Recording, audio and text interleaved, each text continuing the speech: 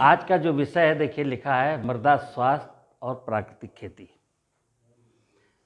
आने वाले दिनों में आप सभी लोगों को मृदा परीक्षण कार्यक्रम में जुटना है,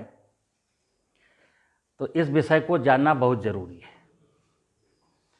क्योंकि हम मिट्टी की जांच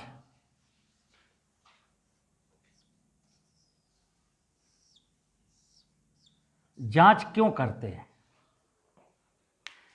हम कुछ भी करेंगे इस जीवन में, कुछ भी करेंगे, उसके पहले इतना पता करेंगे कि ये जो मैं करने जा रहा हूं, क्यों करने जा रहा हूं। हमको बोला गया है इसलिए कर रहा हूं, तो आप फेल हो जाएंगे। हमने अपने अंदर से पूछ लिया कि ये काम इसलिए ज़रूरी है, तो आप पास हो जाएंगे। तो मिट्टी की जांच क्यों करना है? तो मिट्टी की जांच इसलिए करना है क्योंकि किसान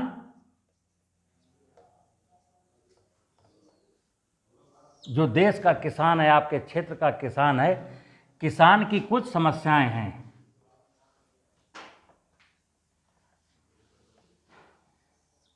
उत्पादकता को लेकर के, बीमारी को लेकर के, रोग कीटों को लेकर के,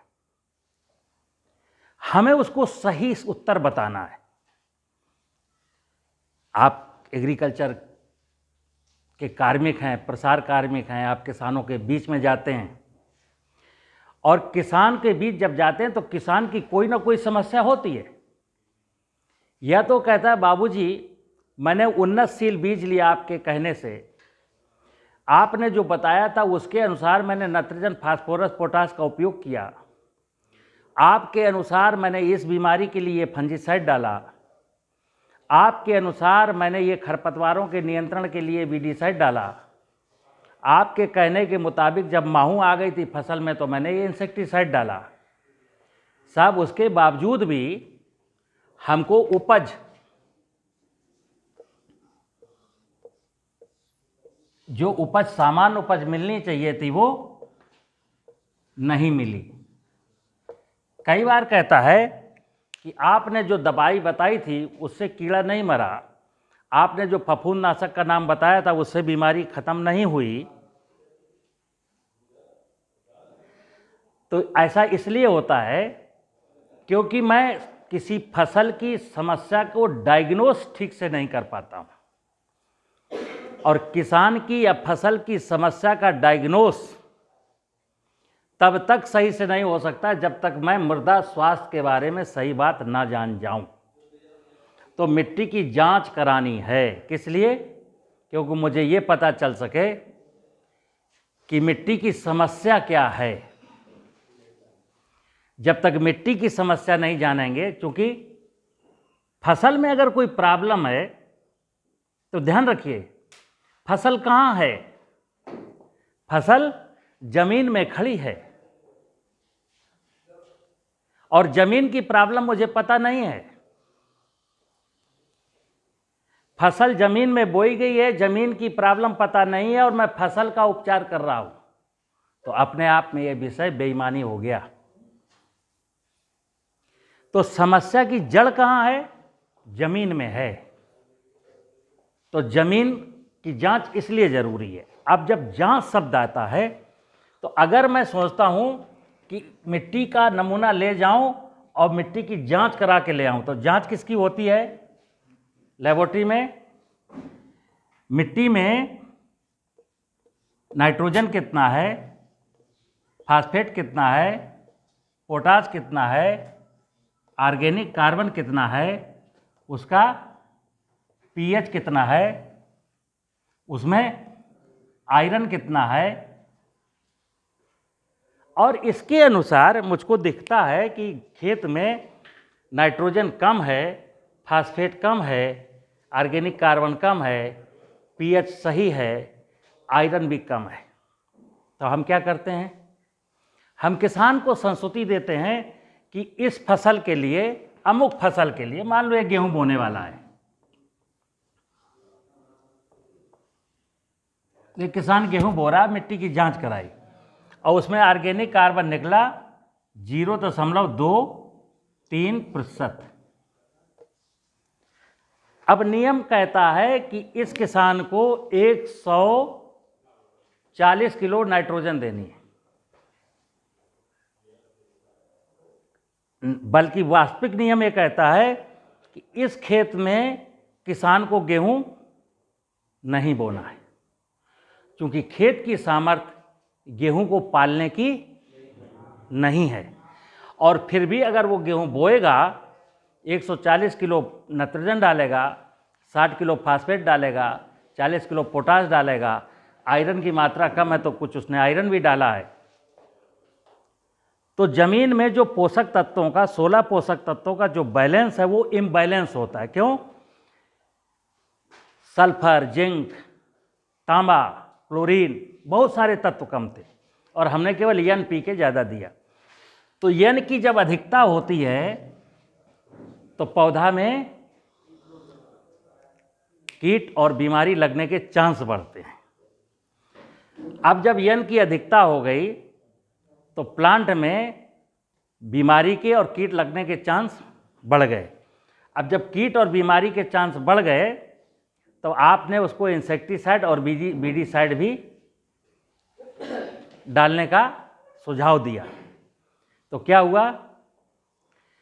किसान की फसलों की उत्पादन लागत भी बढ़ी, फसल का स्वाद भी घटा और उसमें जो रसायन मैंने डाले थे उनकी मिलावट उस गेहूं में गई, भूसे में गई। हमने खाया, मैं बीमार, पशु ने खाया, पशु बीमार, और ज़मीन में जो मैंने केमिकल डाले उस केमिकल की वजह से ज़मीन का स्वास्थ्य और ख़राब हुआ। यानी कि ये जीवांश कार्बन जो 0.23 था उसे 0.30 होना था, वो घट करके 0.21 हो गया। अब मिट्टी की जांच मैंने अगले साल फिर कराई तो जीवांश कार्बन तो घट गया। तो मिट्टी की जांच का ऑब्जेक्ट ये है कि किसान के खेत में जो प्रॉब्लम है उस प्रॉब्लम को ठीक करना। और अभी क्या हुआ कि मिट्टी की जांच कराने के बाद मैंने उसको संस्तुत उर्वरक डालने की सलाह दी। हम देख रहे थे जीवांश कार्बन मृदा परीक्षण के बाद उस 0.23 है और यही एक प्रॉब्लम थी कि उसकी ज़मीन में ऑर्गेनिक कार्बन कम था। अब हमारा ट्रीटमेंट, हमको सुझाव ऐसा होना चाहिए था कि ये ऑर्गेनिक कार्बन उसका बढ़े। क्या ऑब्जेक्ट था? जैसे मिट्टी की जांच के बाद एक समस्या निकल के आई कि जीवांश कार्बन कम है, तो हम प्रसार कर्मी हैं, किसान के सहपाठी हैं, उसके हमदर्द हैं, तो हम उससे कहेंगे कि भाई देखो तुम्हारे ज़मीन में जीवांश कार्बन 0.23% है, इसे 1% होना चाहिए और अब इसे बढ़ाना है। कैसे बढ़ाएगा? नंबर 1 कि इस ज़मीन में वो ऐसी कोई फसल नहीं लेगा जिसको न्यूट्रिशन की ज़्यादा ज़रूरत है। इसमें वो चना ले सकता है, मसूर ले सकता है, अलसी ले सकता है, और अगर खरीफ का सीजन है तो उर्द ले सकता है, मूंग ले सकता है और तिल ले सकता है। यहाँ गेहूं नहीं लेगा, आलू नहीं लेगा, यहाँ धान नहीं लेगा, कपास नहीं लेगा। जैसी जलवायु है, जैसी ज़मीन है, उसके अनुसार हम फसल का चयन करें। नंबर 1 मिट्टी परीक्षण का नमूना फार्मूला है। दूसरा, ये जीवांश कार्बन 0.2 से 2-3 से बढ़ा करके 0.30 फिर 40, इतना मैं कैसे करूं? इसके लिए क्या करना है? वो जैविक खाद, कंपोस्ट खाद, जैव उर्वरक, इनका प्रयोग करेगा। क्योंकि रोज रोज वो जांच कराए, हर साल वो जांच कराए और जांच में जो कमी निकल के आए उस कमी को दूर ना करे। हमारे हेल्थ कार्ड से केवल इतना समझाना है कि भाई इतनी संस्तुतियां दी गई हैं, इतनी मात्रा में नाइट्रोजन, फास्फोरस, पोटाश का प्रयोग करो। तो किसान की समस्या तो वहीं की वहीं है कि नहीं है?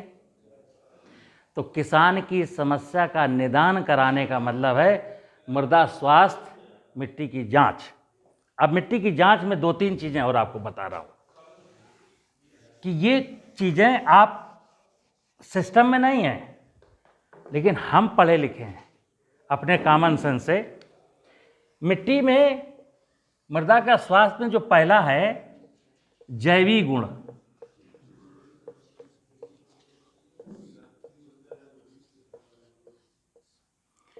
यदि किसी मृदा के जैविक गुण ठीक हैं, समझना बात को, अगर किसी खेत के जैविक गुण ठीक हैं तो ध्यान रखिए कि उसके भौतिक एवं रासायनिक गुण अपने आप ठीक होंगे। अभी क्या करते हैं हम मृदा के रासायनिक गुणों का अध्ययन करते हैं कि नाइट्रोजन कितना है, फास्फेट कितना है, पोटाश कितना है। हम इस बात का अध्ययन नहीं करते हैं कि मृदा के जैविक गुण कैसे हैं। अगर जैविक गुणों को ठीक कर देंगे तो मृदा के फिजिकल एंड केमिकल प्रॉपर्टीज अपने आप ठीक हो जाएंगी।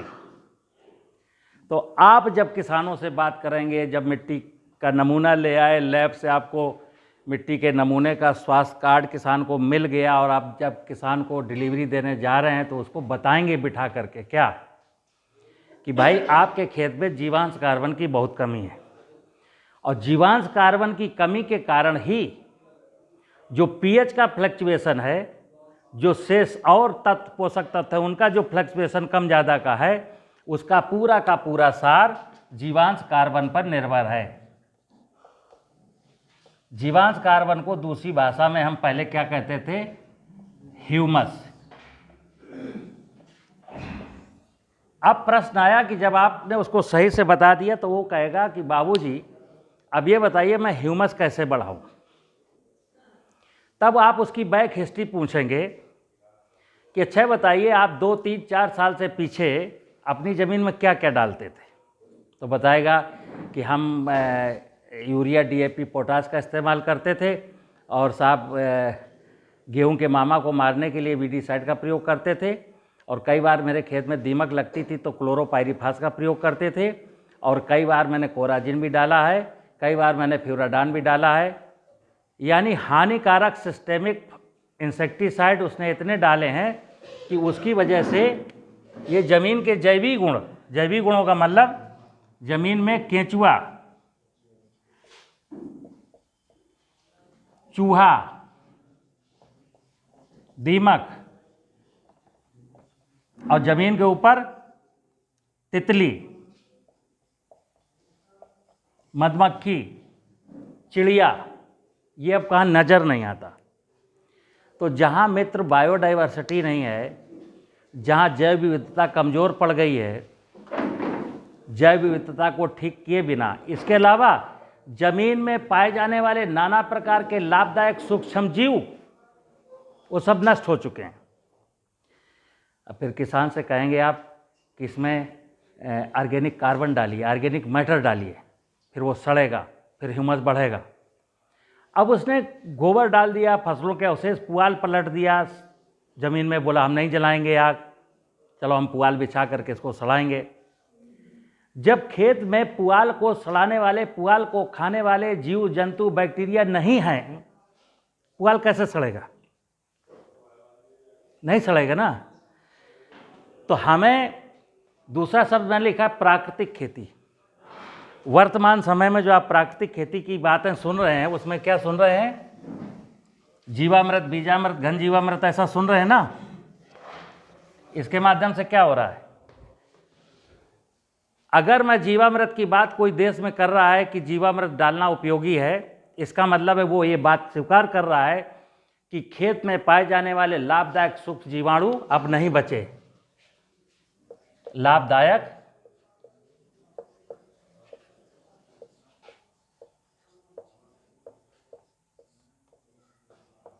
सूक्ष्म जीव नष्ट हो चुके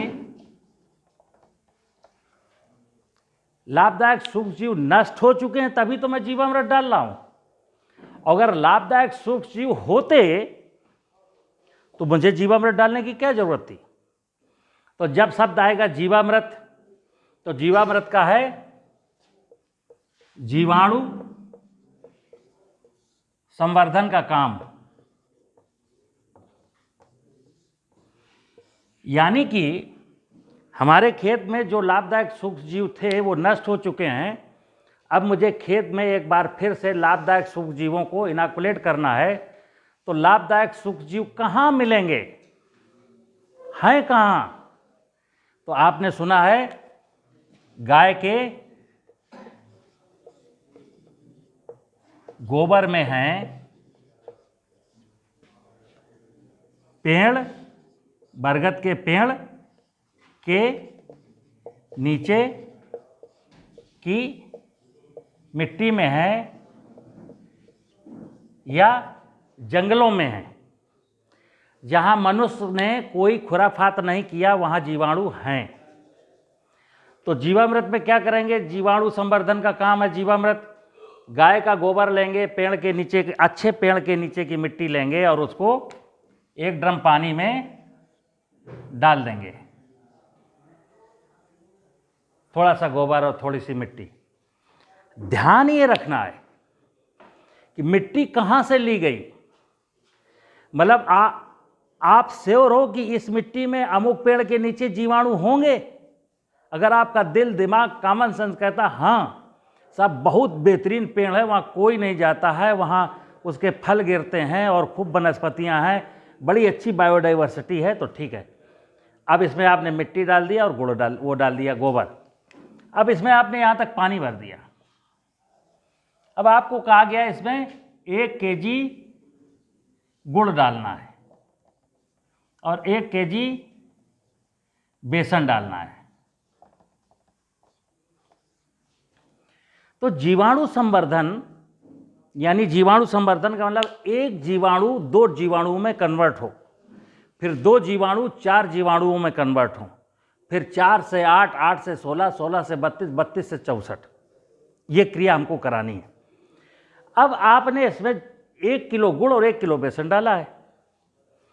गाय के गोबर में कहते हैं 1 ग्राम में इतने जीवाणु हैं, मिट्टी में इतने जीवाणु हैं। अब जब यहाँ मिट्टी में पानी है, फेवरेबल कंडीशन है, जीवाणु डेवलप हो रहे हैं, मल्टीप्लाई कर रहे हैं, किसकी दम पर? बिना भोजन के। तो जीवाणु का संवर्धन भोजन से होगा। अब आपको ये देखना है कि अभी तो हमने 100 लीटर पानी डाला था, फिर आगे चल के हमको कहा गया 200 लीटर भर देना। 200 लीटर पानी है और केवल 1 किलो गुड़ है और 1 किलो बेसन है। क्या आप समझते हैं 200 लीटर पानी में पूरे जीवाणु संवर्धित हो गए, 10 की पावर 8, 10 की पावर 9 बैक्टीरिया हो गए उसमें, और ये 1 किलो गुड़ और 1 किलो बेसन खा के ही जिंदा रहेंगे? नहीं। यहाँ आपका कॉमन सेंस फिर कहेगा कि नहीं भाई, इनको भोजन और चाहिए। तो हमने प्रारंभ में इतना डाला, 5 दिन के बाद हमने फिर इसमें डाला, 10 दिन के बाद फिर डाला, 20 दिन के बाद फिर डाला, फिर डाला, फिर डाला, और ये जीवाणुओं का संवर्धन होने में कम से कम 3 से 4 माह लगता है। अगर मैंने फसल बोने के 3 महीना पहले ये काम स्टार्ट किया, तब फसल बुआई के समय मेरा जीवाणु संवर्धन यानी कि जीवामृत बहुत अच्छा बनेगा। अब जब एक बार जीवामृत कायदे का बन गया, एक बार कायदे का बन गया, तो 200 लीटर पर एकड़ हर सिंचाई में डालने की जरूरत नहीं है। अब इस जीवाणु में जो ये जीवामृत आपका बन गया 4 महीने में, बहुत अच्छा बन गया। और अच्छे का मतलब ये है कि इसका कलर पीले रंग का हो जाएगा और इसमें थोड़ी सी गाढ़ापन आ जाएगा, यानी मौसमी का जैसे जूस निकलता है ना, उसकी तरीके का थोड़ी सी सांद्रता बढ़ गई है और थोड़ा सा कलर आ गया है। तब क्या करेंगे, अब इसको घन जीवामृत बनाएंगे, क्योंकि जीवामृत तो लिक्विड है। अब ये जो 200 लीटर का ड्रम था, ये मान लीजिए 10 एकड़ 10 एकड़ के लिए जीवाणु संवर्धन का काम हो गया, 10 एकड़ में इसको मैं प्रयोग कर सकता हूँ। तो क्या करेंगे कि इससे हम घन जीवामृत बनाएंगे। घन जीवामृत का मतलब घन माने सॉलिड। तो मैंने क्या किया, 1 कुंटल 100 किलो गोबर लिया, उसको छाया में बिखेर करके उसको सूखा होने के लिए समय दिया, सूखा हो जाए यानी पानी उसका उड़ जाए। और फिर क्या किया, इससे 20 लीटर लिक्विड निकाला, 20 लीटर यहाँ से निकाला और इस 1 कुंटल गोबर में स्प्रे कर दिया। स्प्रे करते समय हमने थोड़ा सा गुड़ और थोड़ा सा आटा फिर मिलाया है, क्योंकि इस 100 किलो जो गोबर है इसको मुझे 2 से 4 दिन फिर छाया में रखना है, टाट से ढक करके, ताकि एक बार बैक्टीरिया यहाँ फिर एक बार से बहुत ज़्यादा मल्टीप्लाई हो जाए। और अब हमको 1 कुंटल गोबर 1 एकड़ ज़मीन में जब ओट आ जाए यानी हल्की सी नमी हो, ओट आने पर 1 कुंटल गोबर 1 एकड़ में बिखेरिए और जुताई कर दीजिए। फिर उसके बाद किसान को बोलिए कि अब आपको डीएपी और पोटास देने की कोई ज़रूरत नहीं है, लेकिन अभी चूँकि मैंने बताया कि ये 0.30% इसमें जीवांश कार्बन है। नाइट्रोजन का सोर्स क्या है, ऑर्गेनिक कार्बन। अब फसल बोई आपने गेहूं, अगर किसान यहाँ पर चना, मटर, उर्द, मूंग, तिल, अलसी की खेती करता है तो नाइट्रोजन, फास्फोरस, पोटास कुछ नहीं देगा। लेकिन अगर वो कहता है कि नहीं साहब बोएंगे तो हम गेहूं ही, तो फिर क्या करना है, तो फिर उससे कहना है कि तुम 120 केजी के हिसाब से यन देते थे, तो चलो कोई बात नहीं, तुमने जीवामृत, घन जीवामृत डाल दिया है, अब आप 60 किलो यन देना और 60 में भी 25 किलो बेसल में देना और 35 किलो बाद में देना। ये मैं इसलिए बता रहा हूँ, कई लोग कह देंगे प्राकृतिक खेती में साहब यन कहाँ रिकमेंडेड है, आप तो यन डलवा रहे हो।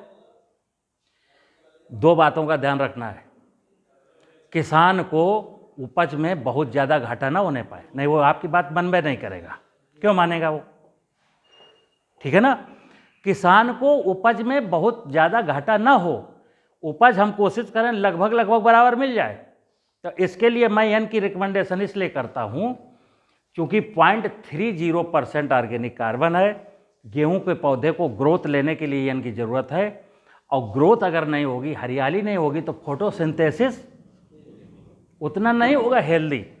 तो उसका उत्पादन, अगर मान लो ये किसान पूरा यूरिया डीएपी डाल करके 35 कुंटल प्रति हेक्टेयर पैदा करता था और हमने इसको यन नहीं डलवाया, तो ये आकर के 25 कुंटल पर रुकेगा। अगर ये जीवामृत भी नहीं डालता और एनपीके भी नहीं डालता तो इसका उत्पादन बस 20 कुंटल, 18 से 20 कुंटल से ज़्यादा नहीं होता। लेकिन जीवामृत डाल दिया है तब भी 25 कुंटल से ज़्यादा नहीं होगा। लेकिन अगर उसने थोड़ी सी बेसल में 60 की नाइट्रोजन की मात्रा मैंने घटाई है ना, 120 से 60 कर दी, 60 में से 40% मात्रा उसने बुआई के समय दी है, क्योंकि डीएपी में जो यन जा रहा था वो मैंने कवर कर दिया थोड़ा सा, तो प्लांट को ग्रो करने का अवसर मिल गया। फिर हमने एक बार टॉप ड्रेसिंग में दे दिया 35 किलो। अब आपकी यील्ड जो 35 कुंटल ले रहा था वो घटेगी तो बहुत ज़्यादा आएगी, तो 32 पर आकर के रुकेगी। अब किसान को समझाना है बड़ा आसान है कि देखो भाई 2-3 कुंटल तुम्हारा घटा ना, डीएपी बच गई तुम्हारी, यूरिया बच गई तुम्हारी, पोटास बच गई तुम्हारी, तो कितने का घटा, 6000 का उत्पादन घटा। यूरिया डीएपी पोटास कितने का बचा लिया, 7000 का बचा लिया। कोई घाटा तो कहेगा नहीं घाटा, तो स्टार्ट करो, ठीक है ना। इस विधा से हम किसान के बीच में जाएंगे, मतलब प्राकृतिक खेती या मृदा स्वास्थ्य को लेकर के। अगर मिट्टी परीक्षण का नमूना ले आए, लैब में दे दिया, कार्ड आपको मिल गया, उसको जाके पकड़ा है, तो क्या हुआ। कार्ड के बारे में ना तो मैं भिज्ञ था, ना किसान को भिज्ञ किया, बस एक सरकारी काम था, मिट्टी की जांच कराया और कार्ड आपको मिला, कार्ड आपने किसान को डिलीवरी दे दिया। ये मृदा परीक्षण का काम ठीक नहीं है। ठीक है।